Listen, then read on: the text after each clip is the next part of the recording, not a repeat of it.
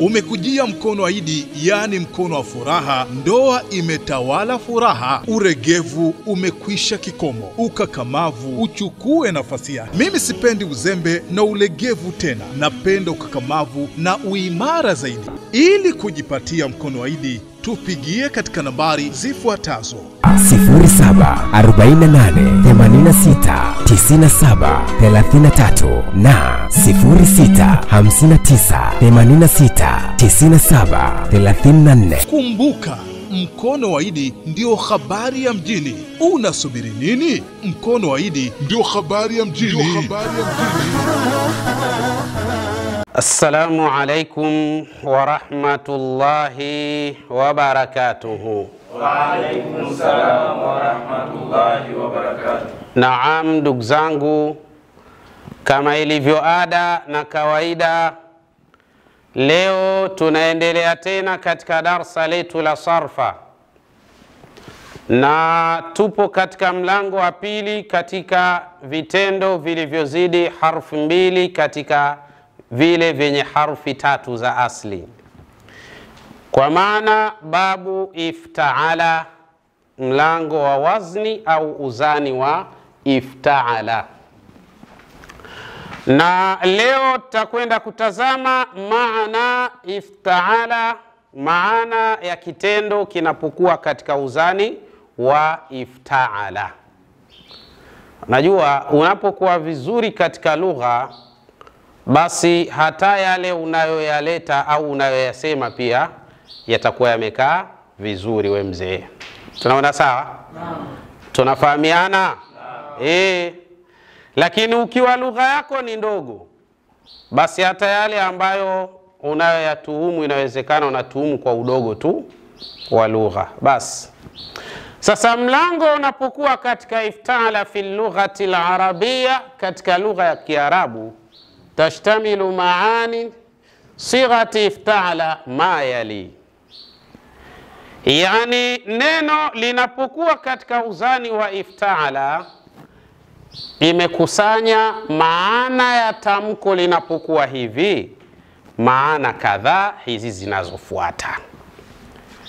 Yani kwa hiyo wewe ukikuta kitendo kipo katika wazni wa iftaala, usikurupuke unaanza kutoa tafsiri. Tazama kwanza iftaala hiyo imebeba maana gani, na hii maana unaweza ukaijuaje katika utaratibu gani?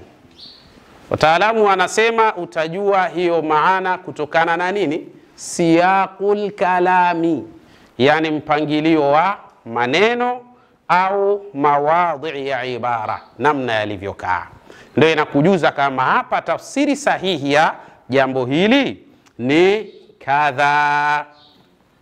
Maana ya kwanza miongoni mwa maani ya kitendo kinapokuwa katika wazni wa iftaala, al-ikhtilaqu, ni kuunda. Sawa? Kuunda maana yake kitendo kisikia iftaala inaweza kuja kwa maana ya al-ikhtilaqu, kwa maana kuunda. Sasa lau kama hapa watu watafahamu vizuri katika taratibu za kilugha, basi mashakili mengi yataondoka. Unajua, nikwambieni kitu, epukaneni sana kusoma kwa misimamo. Ukisomeshwa misimamo huwezi kuwa na ilmu hata siku moja.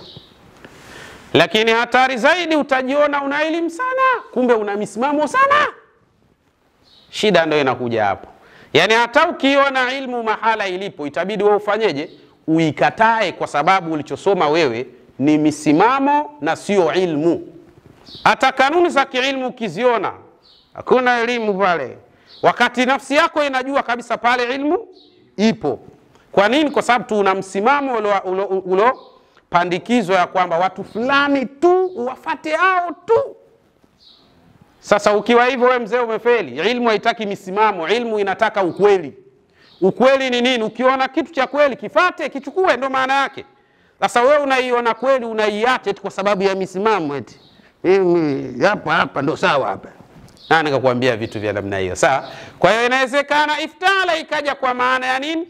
Al-ikhtilaq, kuunda kitu. Sawa? Kaantakula, kama vile useme hivi, iftaala al-kadhiba maana yake kaunda uongo. Ifta'ala al-kadhiba, kaunda, katengeneza uongo. Tunaona sawa? Kwa hiyo hii kitendo, unatazama hii wazni namna ilivyokaa, ifta'ala. Unatazama katika zile maani za ifta'ala, kwa hapa ilipokaa katika sentensi hii inabeba maana gani? Tunaona sawa mzee? Kwa hiyo kwa hali hiyo utapata kufahamu ifta'ala aslul kalima fa'ala.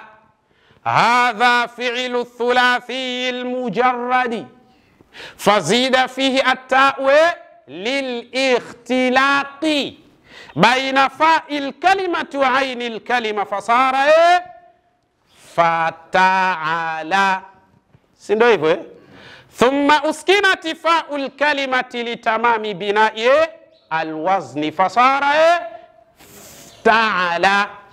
Fazida fi awwalihi alhamzatu lilwasli linnutqi bisukuni fasara ifta'ala yafta'ilu ifti'alan. Tunaona sawa? Kwa hiyo lazima utazame hii te imezidi hapa baina fe na aini kwa kitu gani? Hii fe imezidi ni fe ya nini? Ya al-ikhtilaq, ya kuunda. Kwa hiyo kisimuone tu mtu anakaa istawa ala al-arshi, istawa ala al-arshi, alafu anakuletea tafsiri hata hazieleweki zimetoka wapi. Istawa ala wazni ifta'ala. Sasa ile katika wazni ifta'ala inabeba maana gani katika maani hizi ambazo tutakuja kuziona hapa? Najua lazima watu wawe makini sana na haya mambo. Hii lugha ya Kiarabu ujue. Alafu atakuja mtu anakuambia unajua kwani sahaba alikuwa hajui Kiarabu? Sahaba wanajua vizuri Kiarabu ndio maana walikaa kimya. Kwa sababu anazijua hizi kanuni ujue. Wakati wa Mtume sallallahu alaihi wasallam nahwu ilikuwepo matumizi, lakini haikuwepo kwa kanuni, lakini matumizi yake yalikuwa yapo.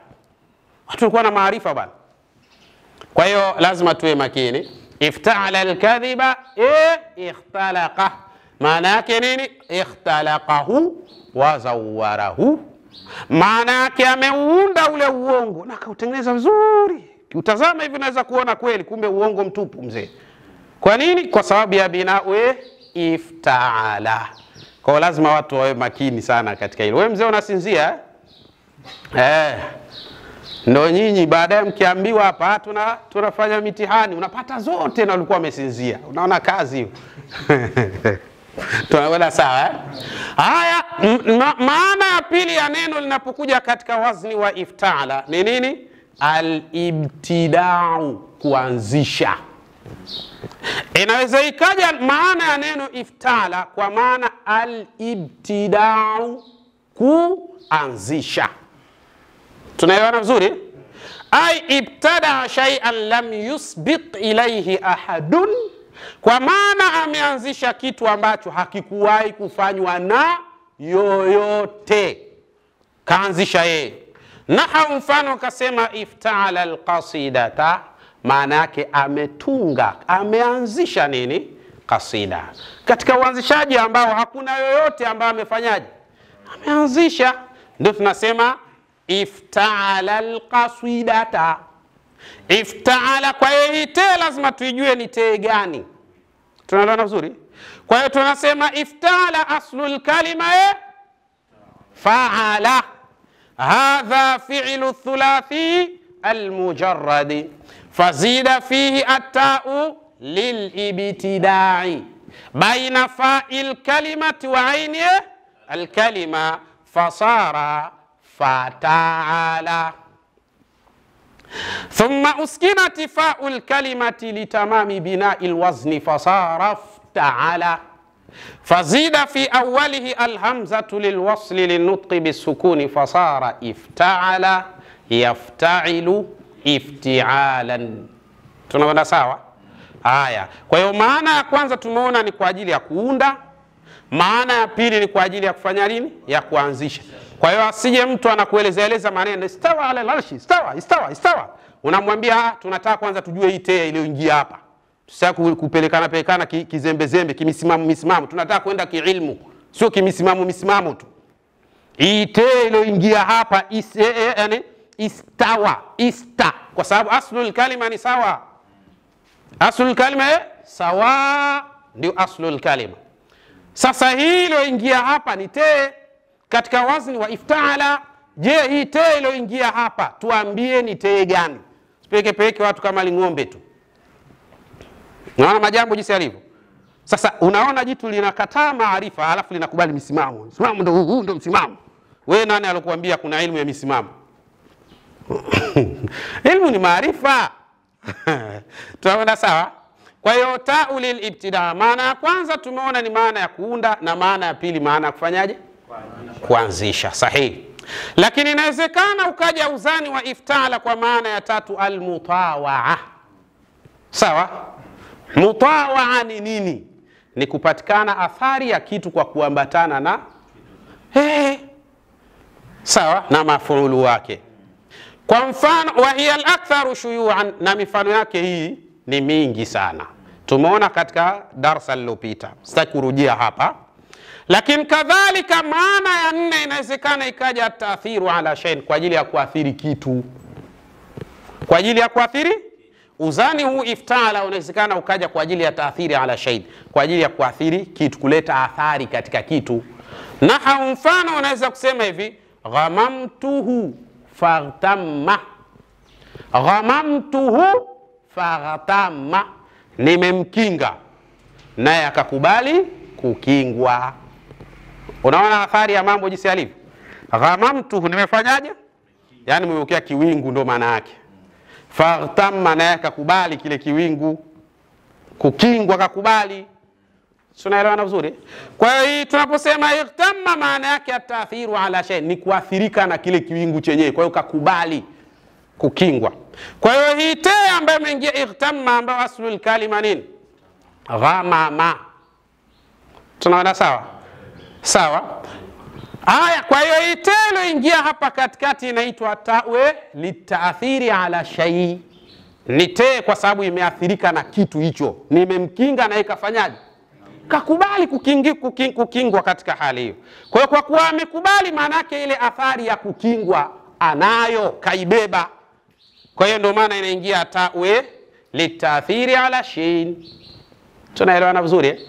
Kwa hiyo asije tu mtu anakuambia istawa, unamwambia tunataka kwanza tujue ite, uone vumbi linavoruka. Hakuna. Maswahaba tu wamesema, maswahaba wamesema wanavyoni, wamesema hao wanavyoni wana maarifa mzee, na hao maswahaba wana maarifa mzee, na hao maneno jinsi wanavyoyatumia hawatumii tu ili mradi wameropoka. Sasa shida ndio inakuja hapo. Shekhe, watu sarfa hawajui kabisa, hawajui, na akijua sana anajua mizani tu, fa'ala yufa'ilu taf'ila, bas shida inakuja hapo. Haya, maana ya ngapi? Maana ya tano tunaita atathiru ala shay'in, ni ile kuathirika kwa kitu. Ghamamtuhu faghtamma, nimemkinga na yeye akakubali kukingika au kukingwa. Kwa hali hiyo sasa, maana yake athari ya kukingwa kaikubali, ndio inaingia tauli taathiri ala shay'in. Tunaelewana vizuri? Kwa lazima uwe makini sana na kutazama zile ibara na zile sentensi namna zinavyokaa. Utatafsiri vilivyo sahihi na utapata maana iliyokusudiwa biidhnillah. Nje hapo ndio utaleta mauzauza. Na hata ukiambiwa angalia vitabu vingi vimesema. Sasa vitabu vingi vimesema, wewe tu ndio hujaelewa. Kusema kwa vitabu vingi sio maajabu mzee. Maajabu ni ile mafumu yako, ndio maajabu yenyewe. Tunaona sawa? Lakini kadhalika maana ya sita, al-ittikhadhu, ni kukifanya kitu. Ya tano maana ya tano tunasema al-ittikhadhu ni kukifanya kitu chenyewe. Ai maana yake ittikhadh, ittikhadh, maana ittikhadh maana yake, kwa mfano nahau, mfano unaweza kusema ishtawa, ai bimaana ittakhadha shay'an lishawa. Ishtawa, sawa, amefanya shawa. Tunaposema ishtawa, amefanya shawa, shawa ni ile, yani lile bomba ambalo kama la mvua lile. Sasa ishtawa, sawa, unaona ishtawa aslul kalima shawa. Naelewana vizuri ambayo ni faul kalima, ainul kalima, lamul kalima. Tunaelewana vizuri? Lakini sasa imeingia te hapa. Kwa hiyo te maana yake bimaana ittakhadha shay'an li shawa, amefanya kitu hicho alichokifanya kuwa ni bomba la mvua, ndio shawa. Tunaelewana vizuri eh? Kwa hali hiyo sasa hii te inaitwa ta'u lil ittikhadhi, fazida fi at-ta'u lil ittikhadhi baina fa'il kalimati wa 'ainil kalima fasara ishtawa. Tunaelewana vizuri eh? Kwa hiyo lazima unapokiona kitendo chochote kipo katika wazni wa ifta'ala, angalia kwanza hii te imezidi hapa kwa sababu gani, kwa maana ipi. Sikurupuke hata siku moja. Tunaelewana vizuri eh? Lakini kadhalika inawezekana ikaja wazni wa ifta'ala kwa maana at-tasarrufu wat-talabu, kwa maana ya tasarruf, matumizi ya kitu na kukitafuta kitu chenyewe. Wazni unaweza ukaja kwa lengo hilo mzee. Sawa? Naha mfano kusema iktasaba, amefanya ndiyo chumo lake. Manake amechukua bajaji, faktasaba, akafanya ndio nini? Chumo lake linalomtafutia. Ndio inaitwa nini? At-tasarrufu, kwa ajili ya kutumia, wa talabu, na kutafutia. Inawezekana ikaja kwa maana ya kutumia na kutafutia. Wazni huo unawezekana ukaja katika hali za namna hiyo. Na mfano kusema iktasaba, maana yake amefanya nini? Amechumia, ametafutia. Iktasaba albajaja, we mzee, ametafutia nini? Kwa hiyo bajaji hapo inakuwa hii te inaitwa ta'u li tasarrufi wa talab, kwa maana ni te maalum kwa ajili inaonyesha kutumia na kutafuta. Yani anachotumia anachotafuta katika kile alichotafutia. Tunaona sawa? Kwa hiyo mtu akikuletea maneno istawa, jambo la kwanza kabisa mwambia tunakaa kwanza kwenye te hapa. Tunakaa kwenye te hapa. Tunataka utuambie hii te ni te gani? Sikuleteeni mambo ya uzushi hapa. Tunaelewana vizuri? Ai tasarrafa wa talaba, maana yake ametafutia na ametumia na ametafuta. Sawa? Kwa hiyo hii ta'u tunasema fazida fihi ata'u litasarrufi wa talabi. Sawa? Baina fa'il kalimati wa 'ainil kalima fasara iktasaba yaktasibu iktisaban. Tunaelewana vizuri? Aya maana ya nyingine, kwa maana ya saba almubalagha. Inawezekana likaja neno linaloonyesha mubalagha. Mubalagha maana yake ni kufanya kwa umakini zaidi kuliko, yani kuna kufanya alafu kuna kufanya vizuri na kuna kufanya vizuri zaidi. Sasa almubalagha ni kufanya vizuri zaidi, ndiyo maana yake. Tunaelewana vizuri eh? Tadullu ala sigha, tamko linapokuja katika wazni huwa ifta'ala linajulisha ahyanan, wakati wote, ala almubalagha, linajulishana kule kufanya kwa umakini na uzaidi fil fi'li, katika kitendo. Na mfano kusema iqtadara, iqtadara bimaana balagha fil qudra, kwa maana amekuwa na uwezo wa hali ya juu, yani uwezo wake ni mkubwa. Ukisema qadara, ameweza. Na ukisema iqtadara, maana yake ameweza zaidi. Tunaelewana vizuri?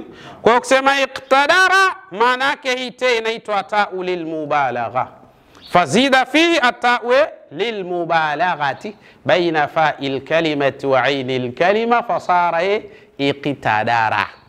Tunaelewana vizuri? Iqtadiru iqtidaran.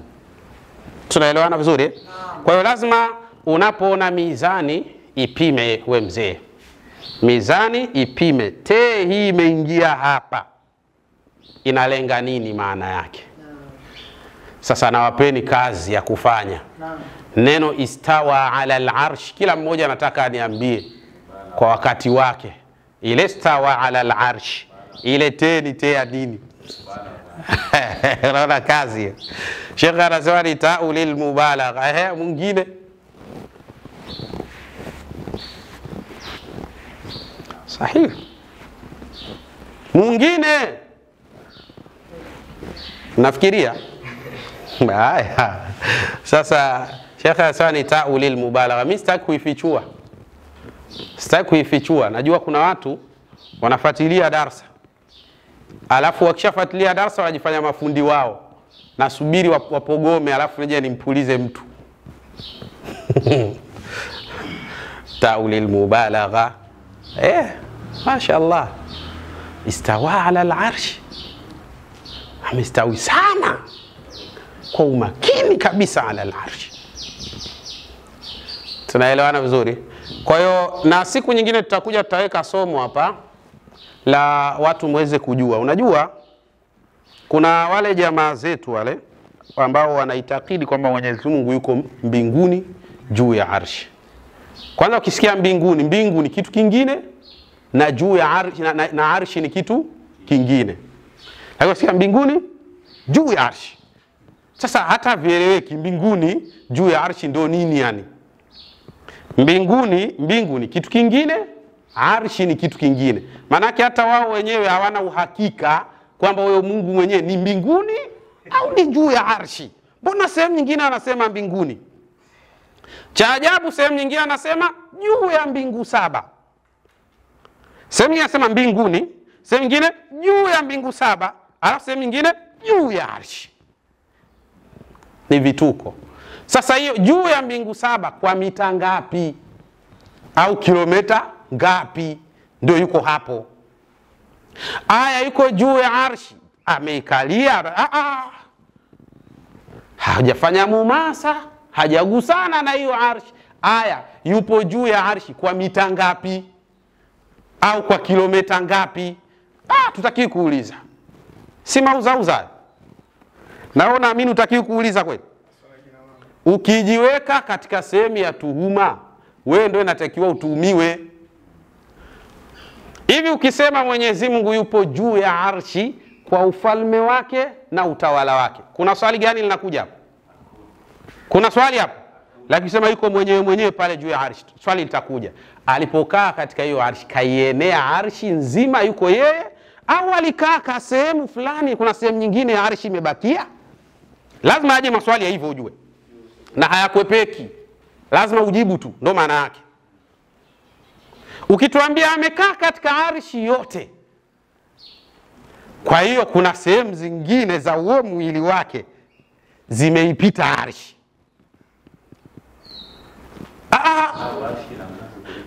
Wakati huo Sheikh, ukisoma katika Bayanu Talbisi al-Jahmiya cha Ibn Taymiyyah ndo utacheka. Yeye anasema kabisa wazi kwamba malaika wamebeba arshi na juu ya arshi kakaa Mungu. Wewe mzee, si ushawahi kuona miungu ya Kihindi? Ndio kuna watu wana Allah wa staili hiyo ujue. Alafu wao ndio wanasema tupo katika manhaji, wana misimamo au hujawahi kuona? Sio wana ilmu, wana misimamo. Ilmu na misimamo ni vitu tofauti. Ilmu maana yake ukiona jambo hilo istawa, kama wanavyoni wameeleza kwa njia tofauti, lazima uzikubali njia zote. Alafu kisha baada ya hapo kuzikubali zile njia zote, alafu sasa wewe sasa ndio uchague ile njia ambayo kwako unaona imekuridhisha. Lakini wakati huo haufungi milango kwa wengine kushika njia zingine. Lakini ukiona kwamba zile njia zingine unazificha, na ikitokea mtu mwingine anafuata ile njia nyingine, unasema Mungu anachoni kateleza hapa, kateleza huyu. Wewe ni nani sasa? Kateleza hapa. Tena neno kateleza linaanza kutumika siku hizi kwa heshima kidogo, lakini ilikuwa kapinda huyu. Hayupo kwenye haki huyu. Alonyoka yeye al-Imam Razi kapinda, al-Imam al-Qurtubi kapinda, al-Imam Nawawi kapinda. Sheikh Hassan unaelewa? Imam Nawawi kapinda. Hebu jiulize, angalia sharafu ya yule Imam Nawawi, alafu mtu anayesema hivyo anathanawi amejua Imamu an-Nawawi kapinda, hakwenda sawa. Tena anakuambia kabisa katika akida tufuati kabisa. Yaani Imam Nawawi akida hakujua, alipinda. Qurtubi kapinda. Sawa? Alafu anakuja al-Imam Razi kapinda. Al-Imam Suyuti kapinda. Ukimsomea mtu Abu Hamid Muhammad al-Ghazali, huyo ndo mchawi kabisa. Na wewe unaamini hivyo kweli? Kama hawa walipinda? Ukiuliza sana utaambiwa kila mtu inachukuliwa kwake na anaradiwa. Sasa kama kila mtu, wewe ni nani? Wewe si mtu pia? Kwa nini wewe iwe ndio uko sawa? Wewe ni nani kama kila mtu inachukuliwa kwake na anaradiwa? Na kwa kauli hizo anazielewa vibaya, ndio maana Imam Shafi amemradi kwamba naye alipinda, Imam Ahmad ibn Hanbali kapinda naye, Imam Maliki kapinda, Abu Hanifa amepinda. Mpaka mnaogopa hata nyinyi wenyewe mnasikia haya maneno. Wamepinda hao mzee. Aiwa, Ibn Taymiyyah ndo kanyooka. Shida hiyo shekhe. Wallahi ni shida. Aiwa. Ni hatari shekhe. Sasa kwa mazingira hayo jamani, lazima tuwe makini sana. Kama wasipojua mabwana wakubwa, atajua nani sasa? Hawakuwa na akida sawa sawa. Mwenye akida sawa sana, wewe mwenye thanau. Kweli? Mzee Magoma, iko hivi. Yaani kuna mtu yeye, yaani hafai kuwa hata kikanyagio cha huyo mwanachuoni, lakini anajua makosa ya yule mwanachuoni. Sikituko hicho. Yaani baina ya ilmu yake ambayo anajitapa anayo na ilmu ya hawa wanavyuoni tunaowataja, mbingu na ardhi. Mbingu na ardhi. Kwanza umesikia hiyo lugha? Mbingu na ardhi. Sasa hapo ukisikia mbingu na ardhi, wao wanatafsiri ni kule mbinguni. Unaona saa akili ya watu ya jamaa zetu hizo alivyo. Mimi nimebaini kuna maneno matano yanawasumbua mno, na ni kwa sababu ya uchache wa lugha. Neno la kwanza, Sheikh Hussein, iko hivi. Neno la kwanza, kuna neno linasomeka hivi, istawa ala al-arshi. Mpaka leo hawajalitambua. Na wanaweza kuleta vitabu vingi sana, vitaashiriwa pale katika neno hilo istawa ala al-arshi, au patawekwa alama. Sasa ukitazama unabaini maskini maneno yao mashekhe, maneno yao wanavyuoni yako sawa kabisa, lakini uelewa wa wale watu ndio finyu. Hilo neno la kwanza linasumbua mno. Yaani kwao ni mtihani, hawajalielewa. Na hawajalielewa kwa sababu wana misimamo na hawataki kufuata elimu inavyotaka.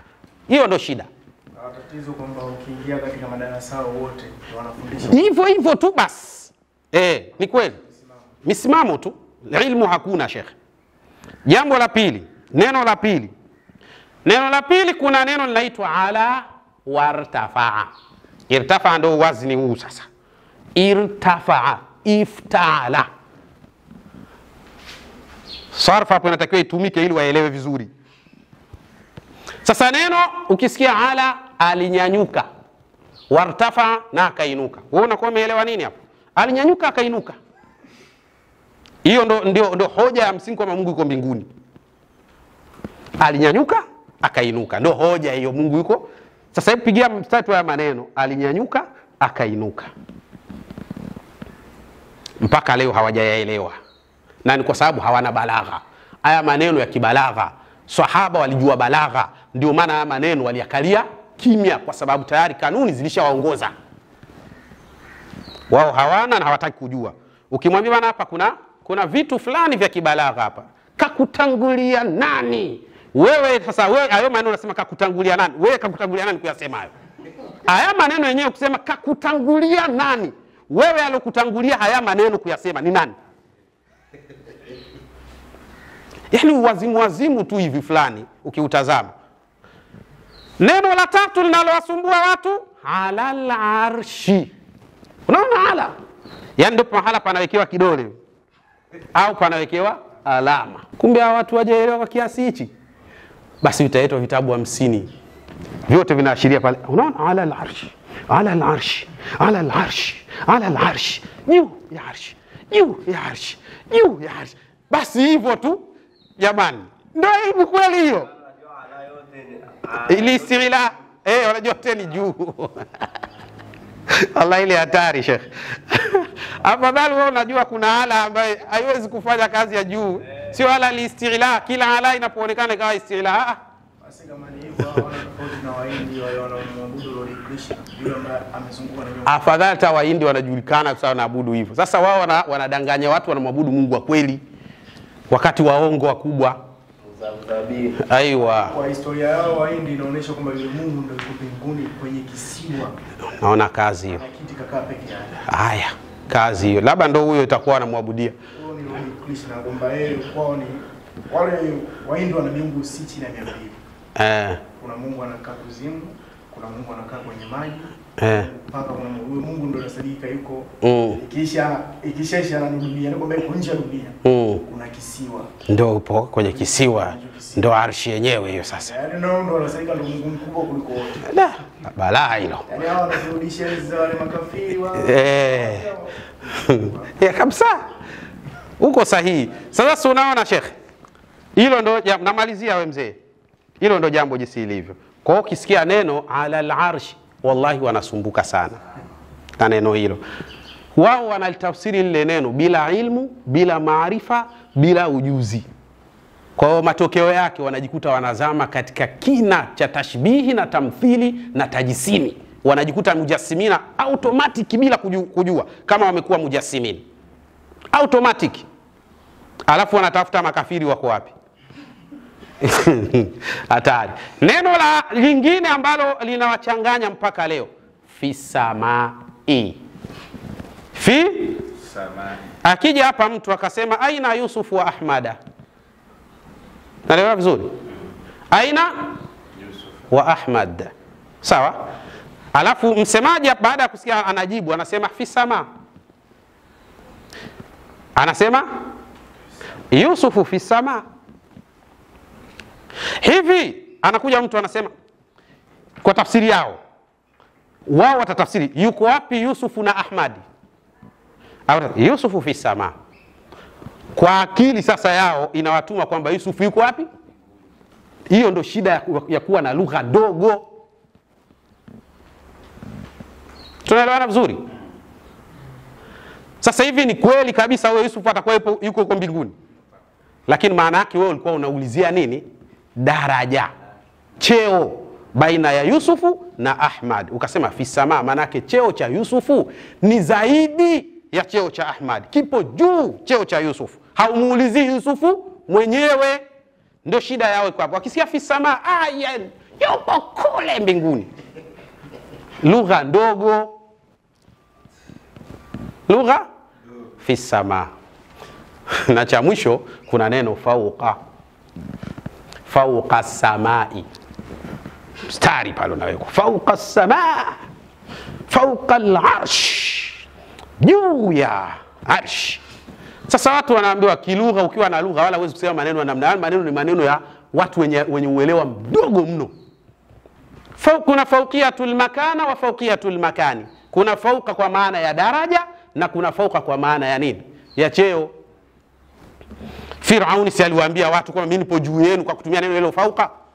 Sasa alikuwa juu ya nani? Kivipi? Alikaa juu ya vichwa vya watu? Hivi hata mimi nikisema bana mimi niko juu bana, maana yake nini? Ndio niko juu ya vichwa vya watu? Maana yake inategemea na kile ambacho tunachokizungumza. Siyaqul kalam bas khalas. Sasa jamaa wana shida yao ni lugha ndogo. Na ukitaka kuwafundisha wanakuambia wao ndio walimu wenyewe. Hiyo ndio shida iko hapo. Hawajui kitu alafu ndio walimu wenyewe. Sikusubiri maharibiko hapo. Idha usnida amrun ila ghairi ahlihi fantadhiru as-saa. Likichukuliwa jambo likapelekwa kwa wasio na maarifa nalo, subirini kitachowakuta. Mtaumia tu mzee. Sasa utakuta watu wanaleta hayo maneno. Wallahi ukiyatazama yale maneno yako sahihi, lakini kuyaelewa yale maneno kwa jamaa zetu ni shida. Yaani Mwenyezi Mungu amewafunga uelewa kabisa kwa asilimia nyingi sana. Wanaelewa kidogo mno, wanasoma sana, alafu wanaelewa kidogo sana. Au wakati mwingine hawaelewi kabisa. Ogopa sana shekhe kuwa hivyo kwamba unasoma sana alafu uelewi sana. Kuelewa, so unasoma misimamo. Hilo umenikumbusha vizuri. Wanasoma misimamo. Hii ni hivi. Ataje nani hapa? Mimi siwezi kubadilika hapa. Basi badiliki. Hivi. Ataje nani? mashehe zetu ndio wale wanajua sana. Uongo mtupu. Sasa unakosa ilmu kwa upuuzi.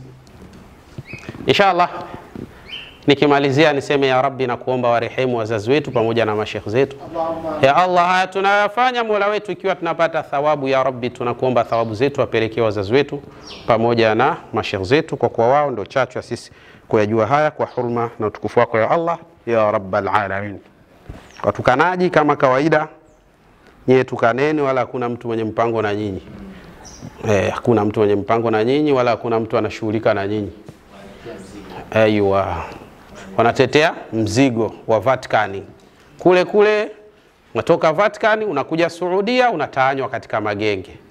Watu data tunazo kwa 100%. Tena tunazo data za kuambia watu mwaka fulani kilikuja kiasi fulani na kilipokelewa na fulani, na huyo fulani akakigawa katika magenge yake, matokeo yake watu wakagombana kwamba wale wamechukua nyingi, wale wamechukua ndogo. Wakagombana, wakaanza kupasuana vipande, sasa wanapigana vibaya mno huko mitandaoni. Na uzuri wake sasa hata kwenye madarasa watu wanajaribu kuingia huko, wanajikanyaga vibaya mno. Yaani hatari shekhe. Kwa hiyo sisi tunamshukuru Mwenyezi Mungu Subhana. Kwa hiyo wale watukanaji watetea mishahara waendelee na kazi yao, kwa sababu bila hivyo, na bahati mbaya hawa wadogo maskini wallahi kwa 1% nyingi hawajui. Hawajui kabisa.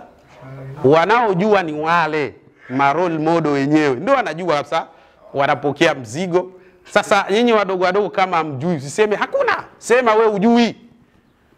Lugha ya mwenye ilmu ni kusema sijui pale ambapo ujui, sio hakuna. Ipo hiyo, si kweli, nataka mtu ape. Siwenda wazimu kula hela ule wewe alafu kuwapa hape mtu mwingine. Na kama wewe ujui kama hela zinaliwa, waulize jamaa zako, na mpaka wa kuamini ndio akwambie, kwa sababu na wewe utataka fungu. Ndio utaona wamekaa katika marakizi zao. Wamekaa kwenye marakizi zao, familia zao zinakula vizuri, wana magari, wao jiulizi wanatoa wapi? Zinashuka kutoka mbinguni? Lazima muwe makini jamani. Inshallah Mwenyezi Mungu atujalie kila la kheri. Assalamu alaikum wa rahmatullahi wa barakatuh.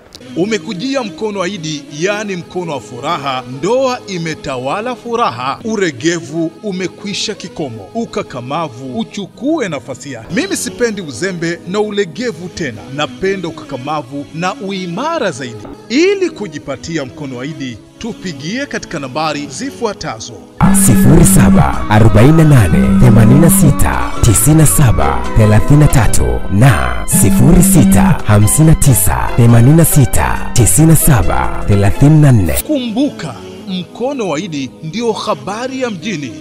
Unasubiri nini? Mkono wa Idi ndio habari ya mjini.